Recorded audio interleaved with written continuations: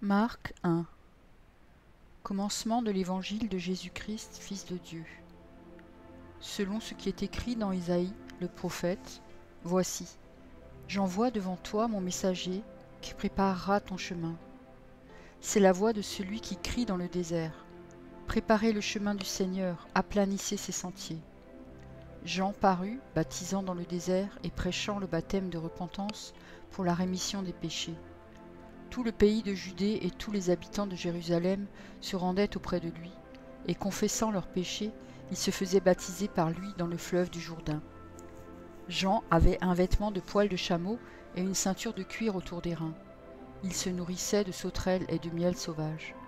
Il prêchait, disant, « Il vient après moi celui qui est plus puissant que moi, et je ne suis pas digne de délier, en me baissant, la courroie de ses souliers.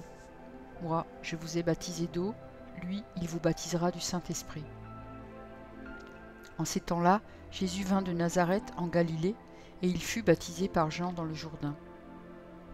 Au moment où il sortait de l'eau, il vit les cieux s'ouvrir et l'Esprit descendre sur lui comme une colombe. Et une voix fit entendre des cieux ces paroles, « Tu es mon Fils bien-aimé, en toi j'ai mis toute mon affection. » Aussitôt, l'Esprit poussa Jésus dans le désert, où il passa 40 jours, tenté par Satan. Il était avec les bêtes sauvages et les anges le servaient. Après que Jean eut été livré, Jésus alla dans la Galilée, prêchant l'évangile de Dieu.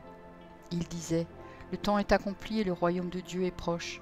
Repentez-vous et croyez à la bonne nouvelle. » Comme il passait le long de la mer de Galilée, il vit Simon et André, frères de Simon, qui jetaient un filet dans la mer, car ils étaient pêcheurs.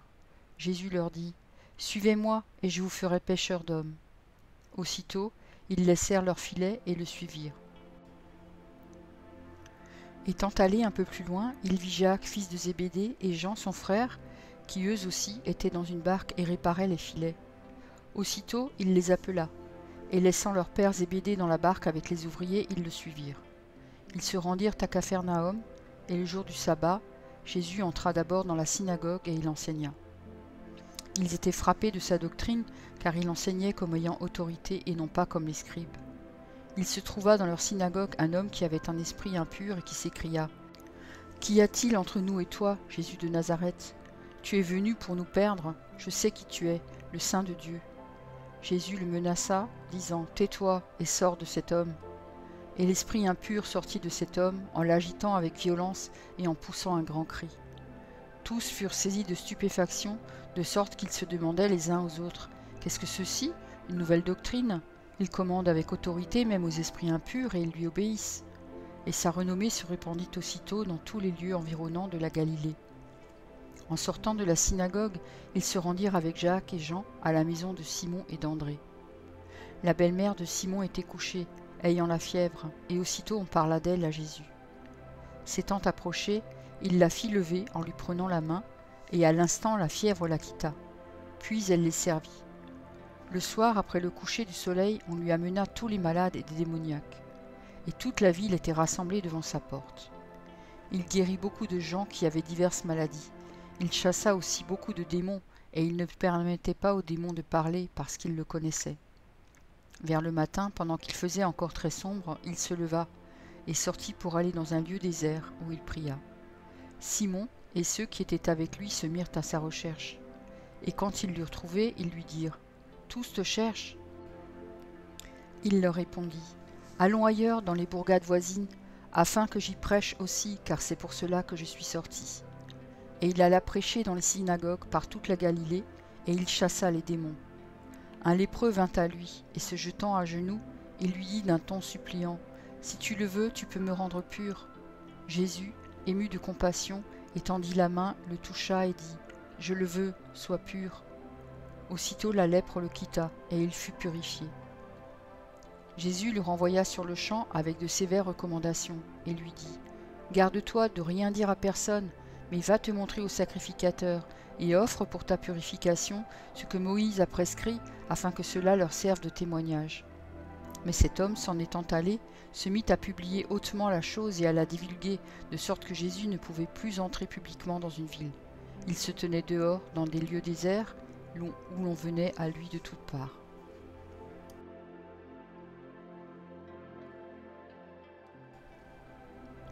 Luc 3. La 15e année du règne de Tibère César, lorsque Ponce Pilate était gouverneur de la Judée, Hérode tétrarque de la Galilée, son frère Philippe tétrarque de l'Ithurée et du territoire de la Traconite, Lysanias tétrarque de l'Abilène et du temps des souverains sacrificateurs, Anne et Caïphe, la parole de Dieu fut adressée à Jean, fils de Zacharie, dans le désert.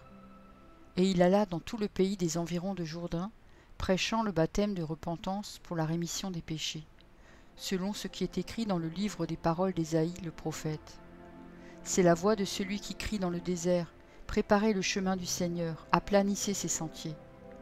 Toute vallée sera comblée, toute montagne et toute colline seront abaissées. Ce qui est tortueux sera redressé, et les chemins raboteux seront aplanis. Et toute chair verra le salut de Dieu. Il disait donc à ceux qui venaient en foule pour être baptisés par lui, « Race de vipères, qui vous a appris à fuir la colère à venir ? Produisez donc des fruits dignes de la repentance, et ne vous mettez pas à dire en vous-même, « Nous avons Abraham pour père, car je vous déclare que de ces pierres Dieu peut susciter des enfants à Abraham. Déjà même la cognée est mise à la racine des arbres.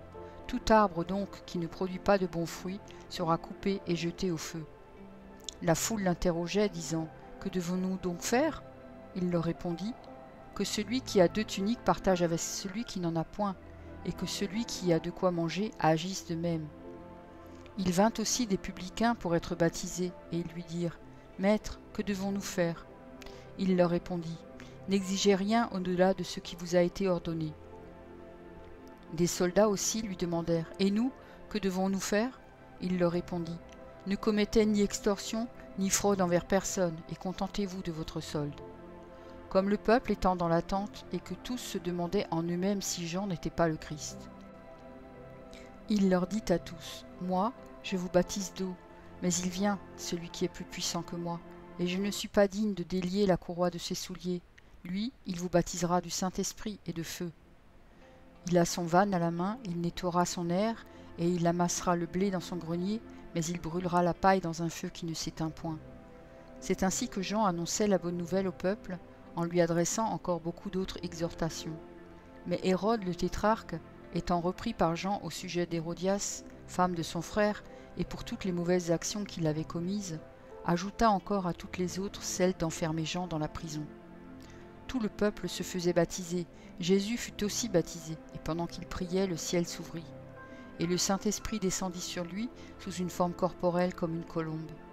Et une voix fit entendre du ciel ces paroles, « Tu es mon Fils bien-aimé, en toi j'ai mis toute mon affection. » Jésus avait environ 30 ans lorsqu'il commença son ministère, étant comme on le croyait, fils de Joseph, fils d'Élie, fils de Mathat, fils de Lévi, fils de Melchi, fils de Janaï, fils de Joseph, fils de Mattathias, fils d'Amos, fils de Nahum, fils d'Esli, fils de Nagai, fils de Mahat, fils de Mattathias, fils de Sémeï, fils de Josek, fils de Joda, fils de Johanan, fils de Réza, fils de Zorobabel, fils de Salatiel, fils de Néri, fils de Melchi, fils d'Adi, fils de Kosam, fils d'Elmadam, fils d'Er, fils de Jésus, fils d'Éliézer, fils de Jorim, fils de Mathat, fils de Lévi, fils de Siméon, fils de Juda, fils de Joseph, fils de Jonam, fils d'Eliakim, fils de Méléa, fils de Ména, fils de Matata, fils de Nathan, fils de David, fils d'Isaïe, fils de Jobeb, fils de Boaz, fils de Salmon, fils de Naasson, fils d'Aminabab, fils d'Admin, fils d'Arni, fils d'Esrom, fils de Phares, fils de Juda, fils de Jacob, fils d'Isaac, fils d'Abraham, fils de Tara, fils de Nacor, fils de Sérouk, fils de Ragau, fils de Phalek, fils d'Héber, fils de Sala, fils de Caïnam, fils d'Arphaxad, fils de Sem, fils de Noé, fils de Lamech, fils de Mathouzala, fils d'Enoch, fils de Jared, fils de Maléléel, fils de Caïnan, fils d'Énos, fils de Seth, fils d'Adam, fils de Dieu.